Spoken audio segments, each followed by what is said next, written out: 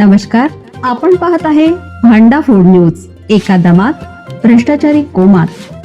Social media, कर्जबाजारी, गुन्हेगारी, सट्टेबाजी, चोरी, मटका, जुगार, दारू, सावकारशाही, न्यायाच्या प्रतीक्षेत प्रशासन.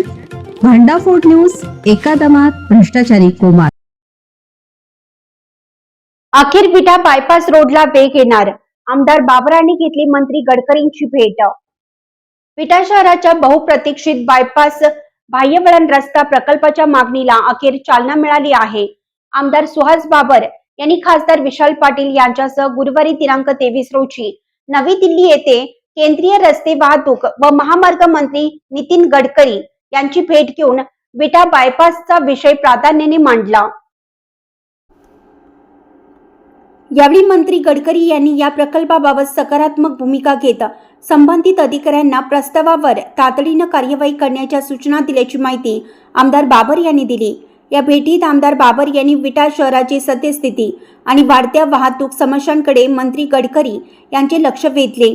विटा हे सांगली जिल्ह्यातील महत्त्वाचे व्यापारी, शैक्षणिक आणि प्रशासकीय केंद्र असून शहराची लोकसंख्या सातत्याने वाढत आहे. त्यातच राष्ट्रीय महामार्ग क्रमांक 160 अहिल्यानगर बारामती आणि राष्ट्रीय महामार्ग क्रमांक 166 ई गुहागर कराड विटा नागज हे दोन्ही प्रमुख महामार्ग शहरातून जात असल्याने वाहतुकीचा मोठा ताण निर्माण होत आहे.